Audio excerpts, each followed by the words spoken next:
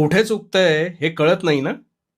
सगळं करून तरीही गोष्टी मनाप्रमाणे का होत नाहीत? हेच सुरू आहे ना डोक्यात. आता यावर उपाय सांगतो. तू शांतपणे ऐक. आणि हो, नुसता ऐकू नकोस, तो कृतीत सुद्धा आण.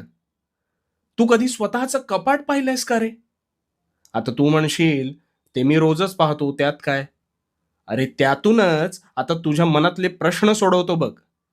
ते जे तुझं कपाट आहे, ते प्रचंड भरलेलं असेल ना? पण कधीतरी त्यातल्या नको असलेल्या गोष्टींचा विचार केलायस का? नाही. निव्वळ ते कपाट भरण्याच्या मार्गावर तू आहेस. हो की नाही? पण मग एक दिवस अशी गफलत होते, की हवी असलेली गोष्ट आपल्याला सापडत नाही. त्यावेळेस ती शोधत असताना तू ते कपाट अजून अस्ताव्यस्त करतोस आणि मग तसाच पुढे निघून जातोस. आता हे जे कपाट आहे ना, हे तुझ्या मस्तिष्काप्रमाणे आहे.